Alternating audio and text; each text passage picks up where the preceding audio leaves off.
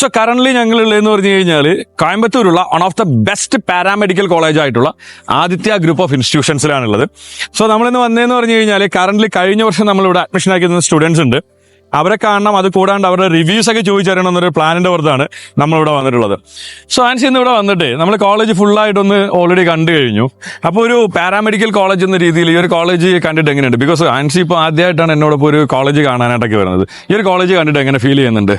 ഭയങ്കര ഹാപ്പി ആയിട്ടാണ് എനിക്ക് ഫീൽ ചെയ്തത്. കാരണം എല്ലാ കാര്യത്തിലും ഇപ്പോൾ സ്റ്റുഡൻസിന്റെ റിവ്യൂ ഞാൻ ചോദിച്ചായിരുന്നു. അപ്പോൾ ഭയങ്കര പോസിറ്റീവ് ആയിട്ടുള്ള ഒരു റെസ്പോണ്ടാണ് നമുക്ക് കിട്ടിയത്.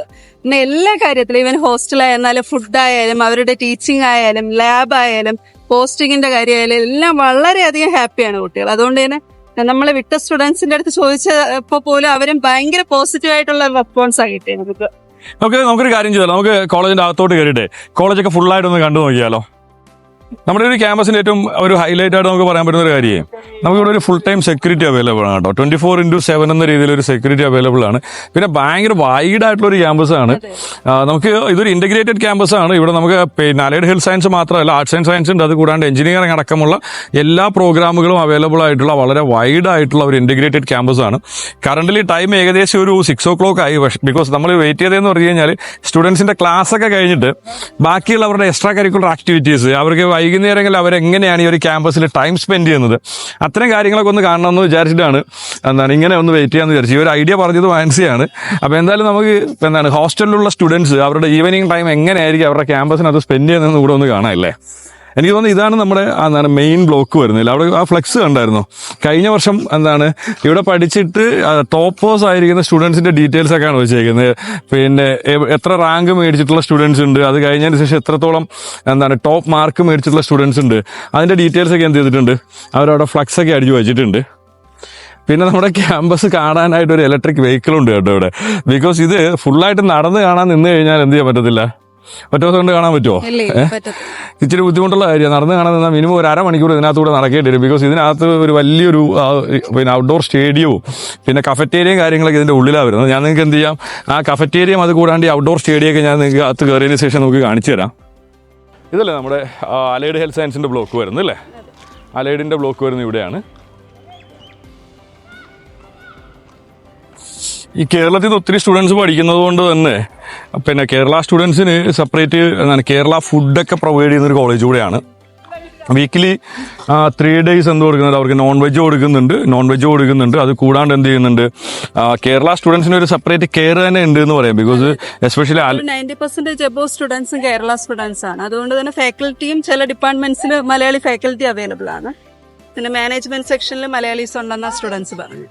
അവരുടെ കാര്യങ്ങൾ ഭയങ്കര ക്ലിയർ ആയിട്ട് കാര്യങ്ങൾ നടക്കുന്നുണ്ട്. പിന്നെ വേറെ പാർഷ്വാലിറ്റിയോ കാര്യങ്ങളോ ഒന്നും തന്നെ ഇല്ല. നമ്മൾ പല കോളേജിൽ പോകുമ്പോൾ ആ ഒരു പ്രശ്നം വരുന്നുണ്ട്. പക്ഷെ ഇവിടെ അത് എന്തോരം വലിയ ഗ്രൗണ്ടാന്ന് നോക്കിയാടാ. പിള്ളേർ അറ്റ് എ ടൈം ഫുട്ബോൾ കളിക്കുന്നുണ്ട്, അതുകൂടാണ്ട് വോളിബോൾ കളിക്കുന്നുണ്ട്, പിന്നെ എന്ത് ചെയ്യുന്നുണ്ട്, ബാസ്കറ്റ് ബോൾ കളിക്കുന്നുണ്ട്. അത് വോളിബോൾ കളിക്കാനായിട്ട് 1, 2, 3 കോർട്ടുണ്ട്. ഫുട്ബോൾ കളിക്കാനായിട്ട് 1, 2 കോർട്ട് ഫുട്ബോൾ കളിക്കാനായിട്ടുണ്ട് അല്ലേ? 2 അല്ല 3 കോർട്ടുണ്ട് ഫുട്ബോൾ കളിക്കാനായിട്ട്. ഇത് ഇവിടെ നമുക്ക് സ്റ്റുഡൻസിന് ഇതുണ്ട് കേട്ടോ. എന്താ പരിപാടി, ഇത് ചെയ്യുന്നുണ്ട്. പിന്നെ നെറ്റിലെ പ്രാക്ടീസ് ഉണ്ട്. ക്രിക്കറ്റ് കളിക്കാനായിട്ട് നെറ്റ് പ്രാക്ടീസ് അവൈലബിൾ ആണ്. പിന്നെ വരുന്നതെന്ന് പറഞ്ഞു കഴിഞ്ഞാൽ എന്തുണ്ട്, ക്യാൻറ്റീനും ഇവിടുന്ന് ഇങ്ങോട്ട് പോകുന്നുണ്ട്. പിന്നെ ബോയ്സിൻ്റെയും ഗേൾസിൻ്റെ ഹോസ്റ്റൽ നമുക്ക് ഈ ഒരു സൈഡിലോട്ടാണ് വരുന്നത്. പിന്നെ ഇവിടുന്ന് പോകുന്ന സമയത്താണ് ഓഡിറ്റോറിയം ഉള്ളത്. ഓഡിറ്റോറിയം ഞാൻ നേരത്തെ പറഞ്ഞ പോലെ തന്നെ നിങ്ങൾക്ക് കാണിച്ചു തരാം. പിന്നെ ഇതാണ് നമ്മുടെ അലൈഡിൻ്റെ ബ്ലോക്ക് വരുന്നത്. ഇതാണ്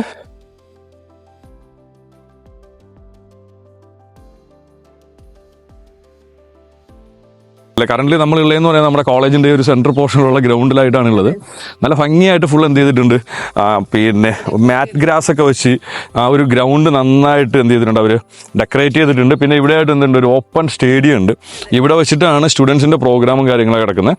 അത്രയും കൾച്ചറൽ പ്രോഗ്രാംസിന് അത്രയേറെ ഇമ്പോർട്ടൻസ് കൊടുക്കുന്ന ഒരു ക്യാമ്പസ് കൂടെയാണ്.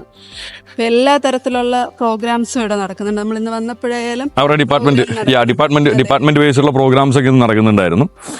പിന്നെ സ്റ്റുഡൻസിന്റെ നോർമലി ഓപ്പൺ സ്റ്റേജിലുള്ള പ്രോഗ്രാംസ് ഒക്കെ നടക്കുന്നതെന്ന് പറഞ്ഞാൽ ഇവിടെ വെച്ചിട്ടാണ് നടക്കുന്നത്. അവിടെ ഒരു സ്റ്റേജ് ഉണ്ട്. അത് കൂടാണ്ട് എനിക്ക് തോന്നുന്നു ഇവിടെ ഒരു 12,000 പേർക്ക് എന്താണ് സുഖമായിട്ടിരുന്ന് ഈ ഒരു പ്രോഗ്രാംസ് ഒക്കെ കാണാനായിട്ട് സാധിക്കും. അതിൻ്റെ എൻഡിലായിട്ട് നമ്മുടെ കഫറ്റേരിയ വരുന്നുണ്ട്. ഇതാടെ എൻഡിലിരുന്ന് CA ഇറക്കും കൂടെ കളിക്കുന്നുണ്ട് കേട്ടോ. ഇത്തവണ നമ്മൾ പിന്നെ കോളേജ് കാണാനായിട്ട് വന്നപ്പോൾ എന്തായാലും ഞാൻ കരുതി എന്ത് ചെയ്തു, ആൻസിയെ കൂടെ കൂട്ടാമെന്ന് കരുതി. പിന്നെ ആൻസിയെ കൂട്ടിയ സമയത്ത് എന്തായാലും പിള്ളേരെന്തായാലും പിന്നെ സ്കൂളിൽ പോകത്തില്ലല്ലോ, പിന്നെ അവരെയും കൂടെ എന്ത് ചെയ്തു കൂട്ടിയിട്ടാണ് വന്നത്.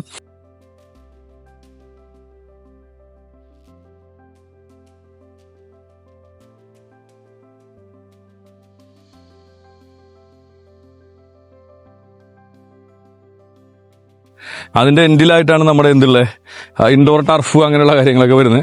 ഇവിടെ സ്റ്റുഡൻസിന് നെറ്റിൽ പ്രാക്ടീസ് ചെയ്യാനായിട്ടുള്ള സംവിധാനം കാര്യങ്ങളൊക്കെ ഒരുക്കിയിട്ടുണ്ട്. പക്ഷെ ഇവിടുത്തെ ഒരു പ്രത്യേകത എന്താണെന്നറിയോ, ഇവിടെ പഠിക്കുന്ന എല്ലാ സ്റ്റുഡൻസും ഹോസ്റ്റലേഴ്സാണ്. അവർക്ക് പുറത്ത് പോയി നിൽക്കണമെന്ന് ഒരു താല്പര്യമില്ല. അല്ല, അതിന്റെ മെയിൻ ആയിട്ടുള്ള റീസൺ എന്ന് പറഞ്ഞാൽ വേറൊന്നുമില്ല, ഫുഡിന്റെ കാര്യം തന്നെയാണ്. ഇപ്പൊ പിള്ളേർ ഇവിടെ വന്നിട്ട് പുറത്ത് പോയി താമസിച്ചിട്ടേ അവർക്ക് കുക്ക് ചെയ്ത് കഴിക്കൽ അല്ലെങ്കിൽ പുറത്തുള്ള ഫുഡ് മേടിച്ച് കഴിക്കൽ എന്ന് പറഞ്ഞാൽ അത്ര ഈസി ആയിട്ടുള്ള ഒരു കാര്യമൊന്നുമല്ല. പിന്നെ ഇവരിവിടെ ചെയ്യുന്നതെന്ന് പറഞ്ഞു കഴിഞ്ഞാൽ കേരളത്തിലെ സ്റ്റുഡൻസിന് വേണ്ടി നല്ല അടിപൊളി ഫുഡ് കൊടുക്കുന്നുണ്ട്. സ്റ്റുഡൻസിനുണ്ട്, അതേപോലെ തന്നെ കേരള സ്റ്റുഡൻസിന് റൈസ് 2 ടൈപ്പ്, തമിഴ്നാട്ടിൽ യൂസ് ചെയ്യുന്ന റൈസും ഉണ്ട്, കേരളത്തിൽ യൂസ് ചെയ്യുന്ന റൈസും ഉണ്ട്. അത് കൂടാണ്ട് പിന്നെ എന്താണ്, പിന്നെ ആഴ്ചയിൽ 3 ദിവസം നോൺ വെജ് കൊടുക്കുന്നുണ്ട്, ചിക്കനും ബാക്കിയുള്ള കാര്യങ്ങളൊക്കെ കൊടുക്കുന്നുണ്ട്. അത് കൂടാണ്ട് എന്ത് ചെയ്യുന്നുണ്ട്, എഗ്ഗ് കൊടുക്കുന്ന ദിവസങ്ങളുണ്ട്. ഓക്കെ, പിന്നെ ഉച്ചക്ക് പിന്നെ 3 ടൈം മീലാണ്. പിന്നെ അത് കൂടാണ്ട് എന്താണ്, ബ്രേക്ക്ഫാസ്റ്റിന് നോർമലി നമ്മുടെ നാട്ടിൽ കിട്ടുന്ന പോലെ ഇഡ്ഡലി ദോശ പോലുള്ള സാധനങ്ങൾ കിട്ടുന്നുണ്ട്. വൈകുന്നേരം രാത്രികളുടെ മാക്സിമം ബ്രെഡ് ഐറ്റംസ് ആണ് കൊടുക്കുന്നത്, ലൈക്ക് ചപ്പാത്തി അല്ലെങ്കിൽ എന്താണ് ദോശ പോലുള്ള അങ്ങനെയുള്ള സംഭവങ്ങളാണ് കൊടുക്കുന്നത്. സോ അതുകൊണ്ട് തന്നെ സ്റ്റുഡൻസ് ഭയങ്കര കംഫർട്ടബിൾ ആണ്. ഹോസ്റ്റൽ ഫീസും ഭയങ്കര എന്താണ് എക്കണോമിക് ആണെന്നാണ് പിള്ളേർ പറയുന്നത്. അപ്പോൾ എന്തായാലും സ്റ്റുഡൻസ് എന്തായാലും കംഫർട്ട് ആയിരിക്കുമല്ലോ, ശരിയല്ലേ? പിന്നെ എനിക്ക് തോന്നുന്നത് ഹോസ്റ്റലിൽ പിന്നെ എന്താണ് 4 ഷെയറിംഗ് മുതൽ ഡോർമെട്രി വരെയുള്ള ഓപ്ഷൻസ് ഉണ്ട് അല്ലേ? സ്റ്റുഡൻസിന്റെ പിന്നെ ആവശ്യാനുസരണം എന്ത് ചെയ്യാം, അവർക്ക് ചൂസ് ചെയ്യാനായിട്ടുള്ള ഓപ്ഷൻസ് അവൈലബിൾ ആണ്. ഡോർമെട്രി ആണെങ്കിൽ 3 റൂമിന്റെ വലിപ്പം ഉണ്ടെന്ന കുട്ടികൾ ഡോർമെട്രി അല്ലേ? സ്റ്റുഡൻസ് ആണ് ഒരു ഹോളിനകത്തുള്ളത്, പക്ഷെ 3 റൂമിന്റെ വലിപ്പത്തിലുള്ള റൂംസ് ആണ് അവൈലബിൾ ആയിട്ടുള്ളത്. അവർക്ക് സെപ്പറേറ്റ് അതിനകത്താണെന്ന് പറഞ്ഞിട്ട് യാതൊരുവിധ ഇറിറ്റേഷനോ കാര്യങ്ങളൊന്നും ഇല്ല. പിള്ളേർ ഭയങ്കര ഹാപ്പിയാണ്. ഇപ്പൊ 3rd ഇയേഴ്സിന്റെ അടുത്തും ഫൈനൽ ഇയേഴ്സിന്റെ അടുത്തും സംസാരിക്കുമ്പോൾ അവർ ഭയങ്കരത്തിൽ ഹാപ്പിയാണ്. സോ എന്തായാലും എനിക്ക് തോന്നിയെന്ന് പറഞ്ഞാൽ പിന്നെ കോയമ്പത്തൂർ പോലുള്ള ഒരു സിറ്റിയിൽ വന്നിട്ട് അലൈഡ് ഹെൽത്ത് സയൻസ് ഒരു ബഡ്ജറ്റീവ് ആയിട്ടുള്ള രീതിയിൽ ഒരു നല്ല കോളേജിൽ പഠിക്കണമെങ്കിൽ ചൂസ് ചെയ്യാൻ പറ്റുന്ന one of the best college തന്നെ ആയിരിക്കുമല്ലേ ആദിത്യ? സോ കറന്റ് നിങ്ങൾ +2 പഠിക്കുന്ന സ്റ്റുഡൻറ്റോ അല്ലെങ്കിൽ +2ന്റെ എക്സാമിനേഷൻ കഴിഞ്ഞതിന് ശേഷം ഒരു അലൈഡ് ഹെൽത്ത് കോഴ്സ് എടുക്കണം എന്ന് പ്ലാൻ ചെയ്യുന്ന സ്റ്റുഡൻറ്റോ ഒക്കെ ആണെങ്കിൽ നിങ്ങൾക്ക് ചൂസ് ചെയ്യാൻ പറ്റുന്ന ഇന്ന് കോയമ്പത്തൂർ അവൈലബിൾ ആയിട്ടുള്ളതിൽ ഒരു one of the best choice തന്നെ ആയിരിക്കും ആദിത്യ ഗ്രൂപ്പ് ഓഫ് ഇൻസ്റ്റിറ്റ്യൂഷൻസ് എന്ന് പറയുന്നത്. സോ ആദിത്യയിൽ അഡ്മിഷനുമായി ബന്ധപ്പെട്ട് എന്തെങ്കിലും ഡൗട്ട്സോ കാര്യങ്ങളൊക്കെ ഉണ്ടെങ്കിൽ സ്ക്രീനിൽ കാണുന്ന നമ്പറിൽ മറക്കാണ്ട് നിങ്ങൾ എന്ത് ചെയ്യുക, കോൺടാക്ട് ചെയ്യുക.